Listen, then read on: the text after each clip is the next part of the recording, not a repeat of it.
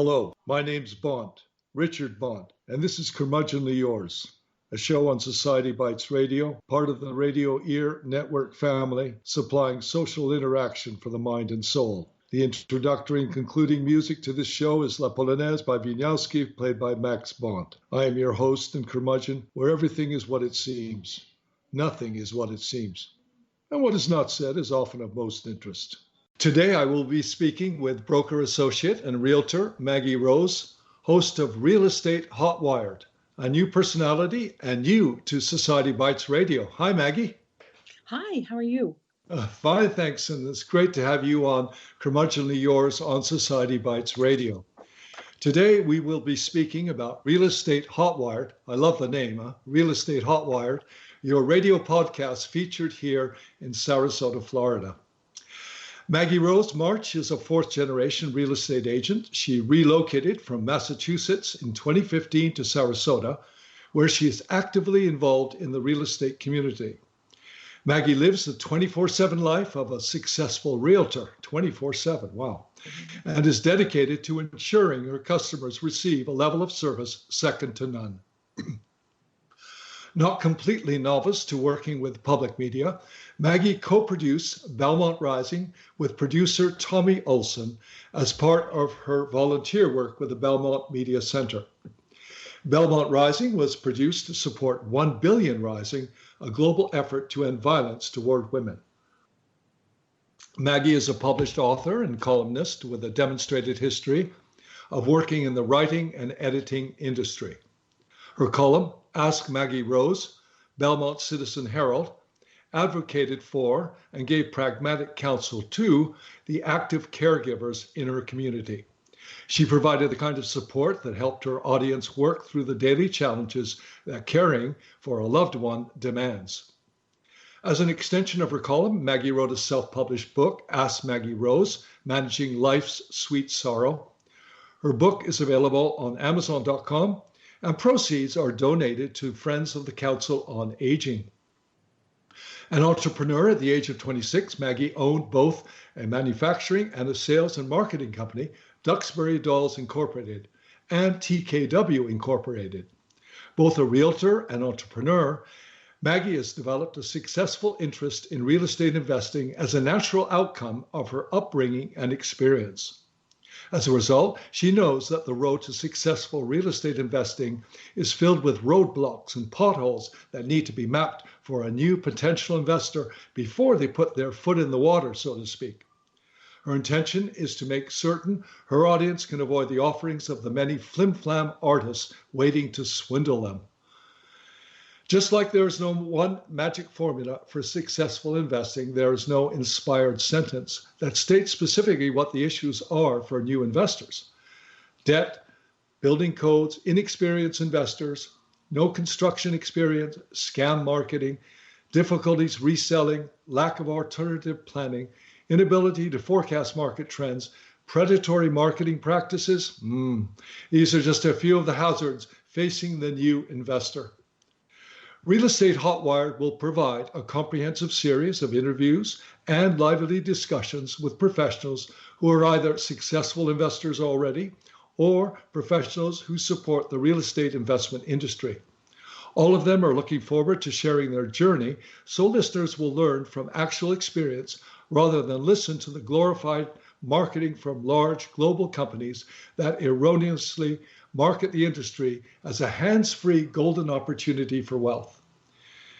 Experienced, educated, witty, wise, and investor-friendly, this sage advocate and her guests will take you for a ride over, under, and around the corner of real estate and the what, why, where, when, and how of what you have to bring to the table if you want to survive the ride.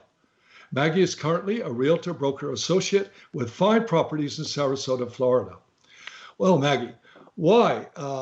Let's start it off like this. Why, as a real estate investor and broker associate, did you start advocating for real estate investors? I think that's a great question. And I think the answer is twofold. I think part of it is it's my nature. There's a need in me to nurture people. And I'm grateful for part of that introduction because I think that history and background on me speaks to that nature in me that wants to give back and make ways available to people to make their lives less stressful, period. So certainly, since for most people, just the purchase of a home is considered a major event and a major investment. Oh, yeah. Yeah. So you want to, as a realtor that grew up in this business, this is my background, you want to put people at ease with that and educate them to the process and what to expect and what to look for just instinctively. That's me anyway. And I think when we came here in 2015, we really were entering a new era in our lives. We weren't retired. We were only semi-retired.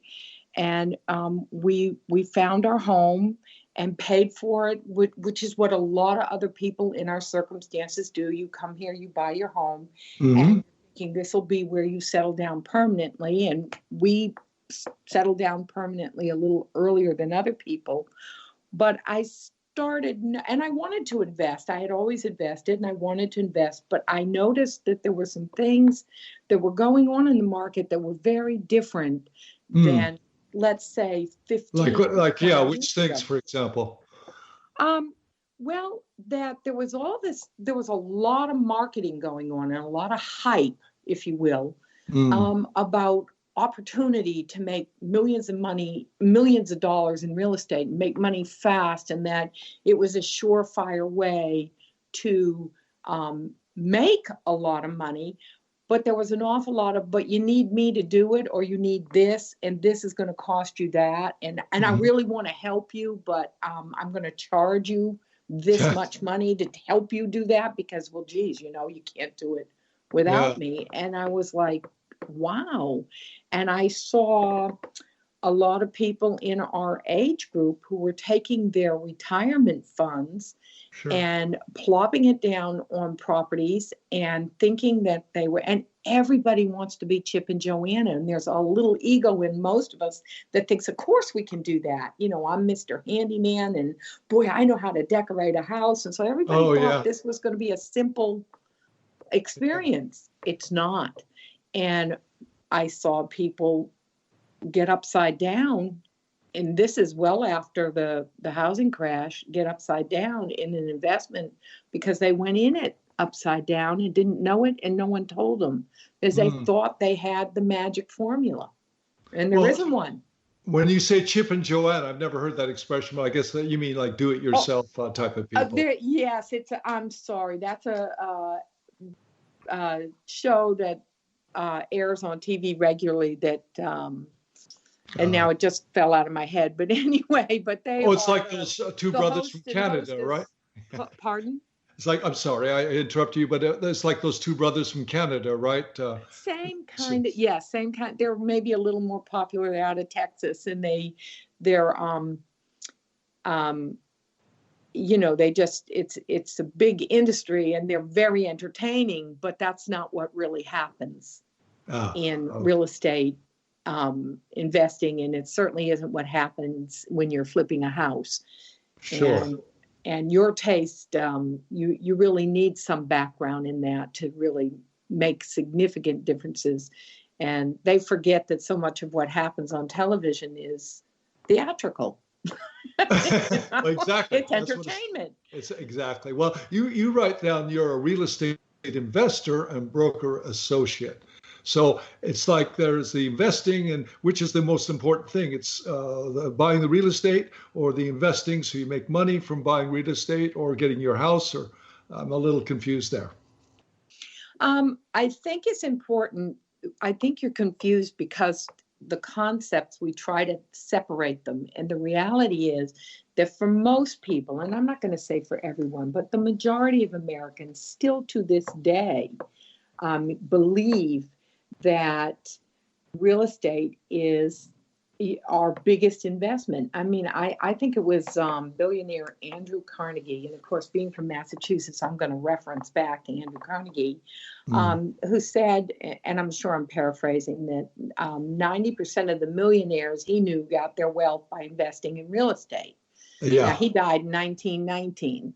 So Right. why do I still quote him? Because it's still true. It's Yeah. Well, true. and then you got the Parker brothers who invented Monopoly in the 1930s during the middle of the Depression, too. And it's still a great game. It's a wonderful game. Although I think cash flow is a better game because it has more of the tax business and investing and buying businesses. But anyway, Can't wait to see that. Do you know I haven't played that? And that's only the second time I've ever heard it mentioned. really, it's a great Yeah. game, cash flow. Yeah. Thank you. Well, let's. We're talking money here. So, do people really make money investing in real estate, Maggie? Yes, they do. I mean, yes, they do. Even in the worst case scenario, even in the downturn, and I really believe that was more of a banking crisis than it was a real estate crisis, but the effects of it were a crash in market values. But real estate is like blue chip stock. I mean, in my mind, the values are going to hold. It's going to come back.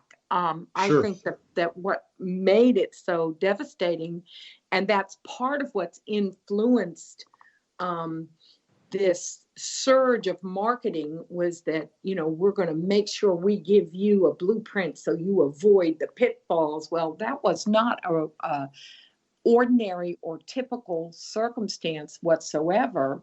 And all the rules that have always applied to investing in real estate still apply, and they're not new rules.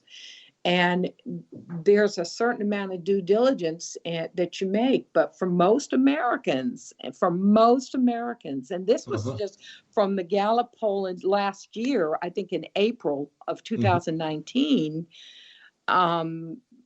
the real estate market has been really hot, and with home values in 2018 in the highest on record. Yeah. The highest on record.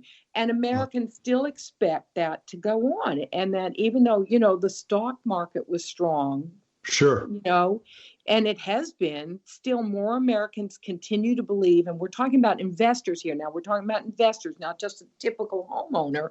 Okay. So 35% of Americans still believe that it's a superior long-term investment over stocks. Now, when you say investment, do you mean owning your house outright, or do you mean just keeping some equity in it and then mortgaging it? So you're talking to me from the investment standpoint of a private owner for Mr. and Mrs. Homebuyer bought their home. And the Gallup poll and these things I'm talking about are people who actually consider themselves, like I do, as an investor in real estate. So it's slightly different. And there are many, many ways to make money in real estate.